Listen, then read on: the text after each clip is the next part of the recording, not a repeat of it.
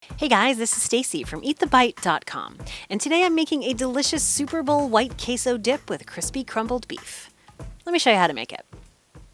First, we're going to finely dice a little onion. So I've taken half an onion and cut it into thin strips, and then I'm going to dice it down into smaller bits from there. You'll need to run your knife over the onion several times to get the pieces nice and small. Then we'll set that aside.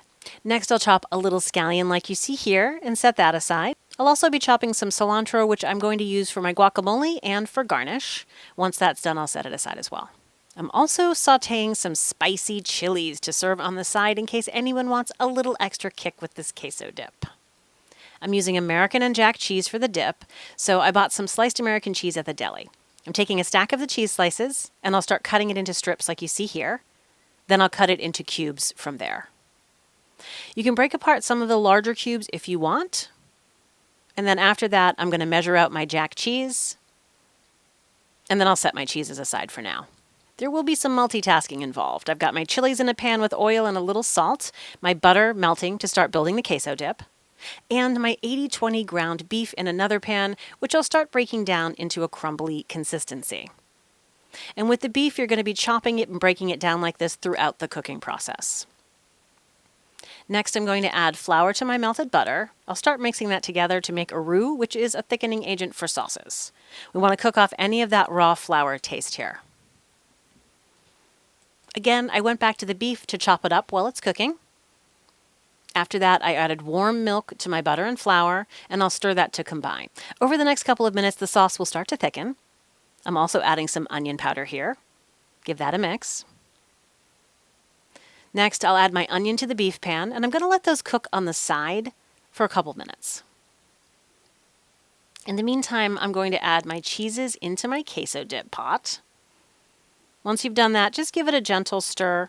You want to let the heat do the work here and let everything just melt together on its own. Now it's time to mix the onions in with the beef, and as you can see, the beef is starting to get a good crispy sear on it, which is what we're looking for. I love getting a crust on the crumbled beef, and it really adds great flavor too. It's time to season the beef. So I took some tomato paste and mixed it in a small bowl with a little bit of water. And I'm going to go ahead and add that right into my crumbled beef mixture. You can use either taco seasoning or fajita seasoning for this. I only had a little bit of taco left, so I decided to use a little bit of the taco seasoning and then a little of the fajita seasoning as well. Once that's added, just give the beef a really good mix around until everything is well combined. After everything is well combined, you want to make sure you stop for a minute and give it a taste. The taco and fajita packets can be pretty salty sometimes, so you want to taste it here and decide whether or not you're adding any more salt. You also want to give your queso dip a taste here too, and add salt if you think it needs it. If your queso is too thick, add a little more milk, and if it's too thin, you can add more cheese. I'm thrilled with how this came out, and I cannot wait to put it all together. But first, we've got to make a quick little guacamole. First, I cut the avocados in half, scoop them out of their shell with a spoon. Then I'm going to give them a rough chop into cubes. I'll add all the avocados into a bowl. After that, I am going to squeeze the juice from one small lime into that bowl as well. I'll add a couple of pinches of the chopped cilantro. And I did set aside a little of that onion from earlier, and I added that to the guacamole. I'll give it a slight mix here. Then I'm going to add some salt. And now it's time to give it a good mashing.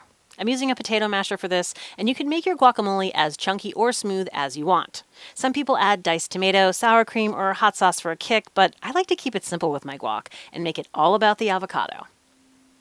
Once you've got your guacamole mashed to your desired consistency, it's time to give that a taste. And to me, it didn't need a thing. So I'm going to take that and transfer it into a serving bowl, and now it's time to assemble my queso dip. I'm going to add all that awesome cheese into a large serving bowl. I'm going to put some of that crumbled beef on the top, but not all of it.